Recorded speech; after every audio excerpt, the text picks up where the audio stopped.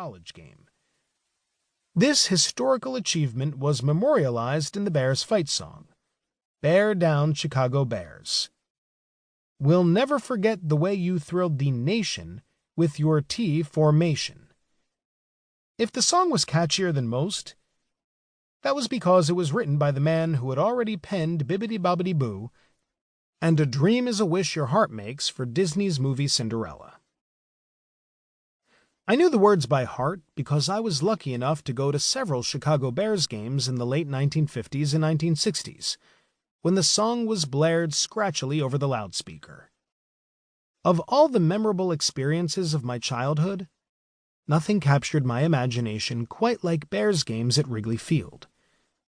In those media-deprived days, before home games were even televised, attending a Bears game was a rare glimpse of a special kingdom full of pageantry and armed battle. As my father and I walked up North Sheffield Avenue, the air crackled with the pre-game chatter of Jack Brickhouse and his sidekick, newspaper columnist/colorman, Irv Kupcinet, pouring out of hundreds of Sony transistor radios, a new phenomenon. And now we were through the clicking turnstiles and mounting Wrigley's ramps until the scene was revealed in all its glory. The brilliant green turf, the meticulously limed lines, the fans in their seats already unscrewing their thermoses of coffee and nipping from their flasks to stay warm. The ivy on Wrigley's outfield walls turning brown, yellow, and orange or gone altogether, leaving a spindly network of vines stuck to the brick. Most exciting of all were the Bears players themselves, warming up, military in their navy blue jerseys and helmets, and immaculate white pants. Immense in their shoulder pads, practicing passes, pinwheeling place kicks, and high revolving punts, running phantom plays under the cold sun, and everything was in saturated color, not the faded hues of our first Zenith color television. I knew Luckman only from a few photos, old publicity shots in which he was poised to pass, right arm cocked while the left pointed downfield to an imaginary receiver, or of his big, square, handsome head stuffed into a flimsy leather football helmet. In the town that Carl Sandburg had labeled City of the Big Shoulders, no shoulder was bigger or more revered than Sid Luckman's right one. That Luckman now lived a mere 100 yards from my house and across the street from where I was developing into a sticky-fingered receiver in neighborhood touch football games didn't quite make sense to me. Powerful figures lived in our midst, but they were doctors, lawyers, and small titans of business whose achievements were obscure and uninteresting to a 10-year-old boy.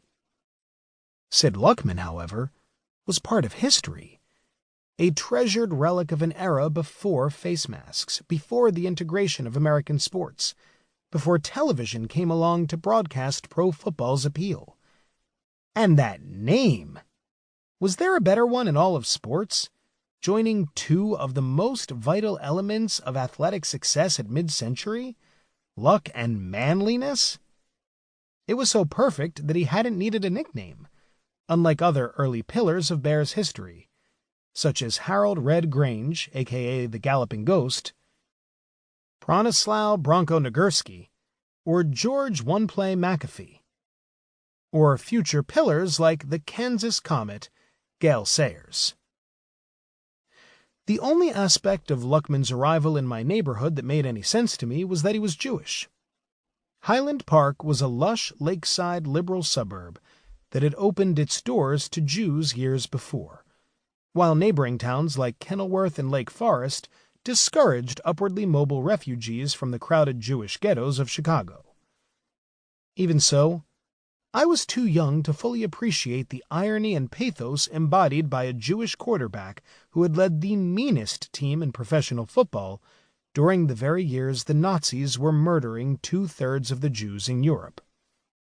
Like boxer Barney Ross, and baseball greats Hyman Hank Greenberg before him and Sandy Koufax after, Sid Luckman symbolized the strength, endurance, and greatness of the Jewish people. I was even too